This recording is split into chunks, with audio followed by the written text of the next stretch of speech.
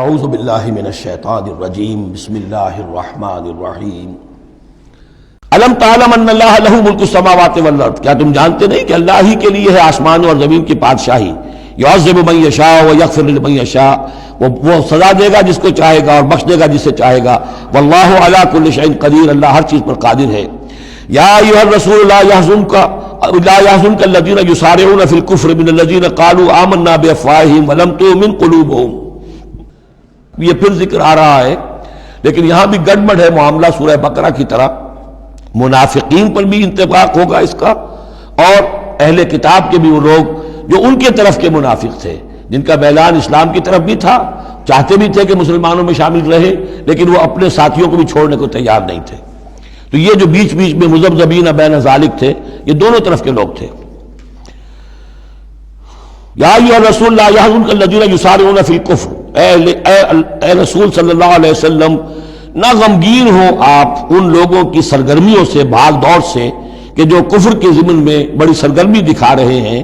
من الذین قالوا آمنا بافواہہم، ان لوگوں میں سے جو اپنے منہ سے تو کہتے ہیں کہ ہم ایمان رکھتے ہیں، ولم تؤمن قلوبہم، اور ان کے دل ایمان نہیں لائے ہیں۔ ومن الذین ہادوا، اور اسی طرح کے لوگ یہودیوں میں سے ہیں۔ سماعون للکذب، یہ بڑے ہی غور سے سنتے ہیں، توجہ سے سنتے ہیں جھوٹ کو۔ سماعون لقوم آخرین، اور یہ سنتے ہیں کچھ اور لوگوں کے لیے، یعنی ایک تو یہ ہے کہ ان کی جھوٹی باتیں بڑی توجہ سے سنیں گے، شیاطین جو ہیں ان کے، وَإِذَا خَلَوْا إِلَىٰ شَيَاطِينِهِمْ قَالُوا إِنَّا مَعَكُمْ إِنَّمَا نَحْنُ مُسْتَهْزِئُونَ۔ پھر یہ کہ ان کی طرف سے جاسوس بن کر آئیں گے مسلمانوں کے ہاں، کہ یہاں بڑی توجہ سے بات سنتے ہیں تاکہ جا کے رپورٹ کر سکے، آج محمد نے یہ کہا، آج فلاں معاملہ ہوا صلی اللہ علیہ وسلم۔ تو سماعون لقوم آخرین، اس کے دونوں ترجمے ہو سکتے ہیں کہ وہ دوسری قوم کی باتوں کو بڑی توجہ سے سنتے ہیں، یا سنتے ہیں دوسری قوم کے لوگوں کے لیے، انہیں رپورٹ کرنے کے لیے، ان کے اسپائس کی حیثیت سے آ کر۔ لم یاتوک، جو آپ کے پاس نہیں آتے، یعنی ان کے جو گرو گھنٹال ہیں، ان کے جو لیڈر ہیں، ان کے جو شیاطین ہیں، وہ آپ کے پاس نہیں آتے۔ یہ جو بین بین کے لوگ ہیں در حقیقت وہ آتے ہیں جن کے ذریعے سے یہ سارا معاملہ جو ہے جاسوسی کا چل رہا ہے۔ یحرفون الکلم من بعد مواضعہ، وہ کلام کو پھیر دیتے ہیں اس کی جگہ کے اور موقع اور محل کے معین ہو جانے کے بعد۔ یقولون ان اوتیتم ھذا فخذوہ، وہ کہتے ہیں اگر تمہیں یہ شے مل جائے تو لے لینا۔ کوئی مقدمہ ہے، وہ لا رہے ہیں حضور کے پاس، پہلے سے طے کر رکھا ہے، اگر تو فیصلہ یہ ہوگا محمد کا ہم قبول کر لیں گا، اگر یہ فیصلہ نہیں کریں گے ہم فیصلہ رد کر دیں گے۔ اور اسی سے یہ بات سمجھ لیجئے کہ اصل میں فتح مکہ تک جس معنی میں ہم لفظ بولتے ہیں ریاست، اسلامی ریاست، پورے طور پر ایک ہماگیر ریاست پورے طور پر مدینے میں فتح مکہ کے بعد قائم ہوئی ہے، پہلے قائم نہیں ہوئی۔ ورنہ کسی ریاست میں دو جوڈیشل سسٹمز نہیں ہو سکتے، ایک ریاست ایک عدالتی نظام۔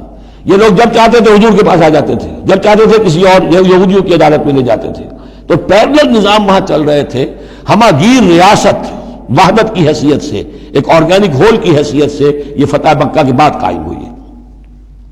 یقولون ان اوتیتم ھذا فخذوہ، کہتے ہیں کہ اگر یہ فیصلہ ملے تو تم لے لینا، قبول کر لینا۔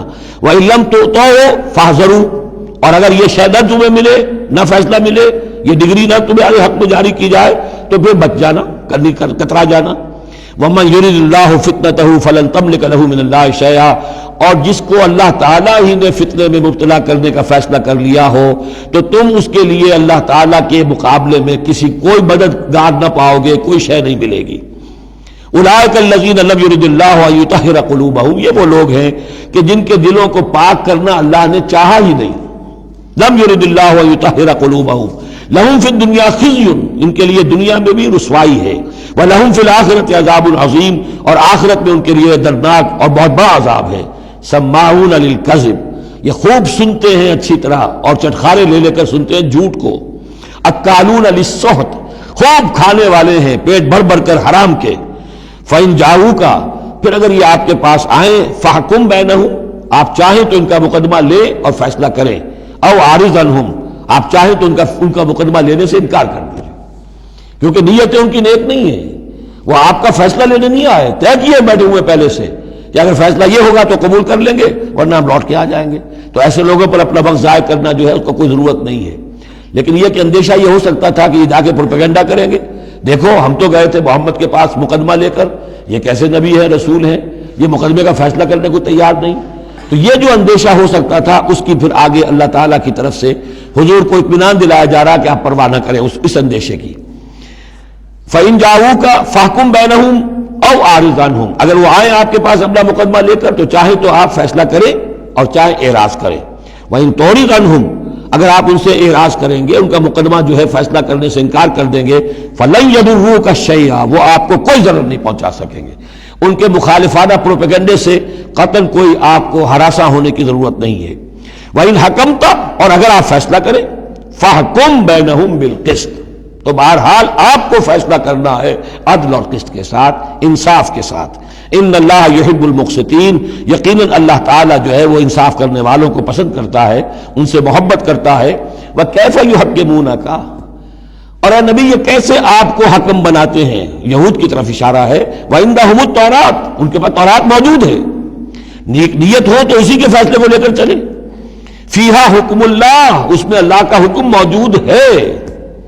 ثُمَّ يَتَوَلَّوْنَ مِن بَعْدِ ذَلِكَ، پھر بھی وہ اس کے بعد بھی اس سے روگردانی کرتے ہیں۔ وَمَا أُولَٰئِكَ بِالْمُؤْمِنِينَ، اور حقیقت میں یہ لوگ مومن نہیں ہیں، ایمان سے خالی ہیں، ایمان سے تہی دست ہیں، ان کا اصل روگ یہ ہے۔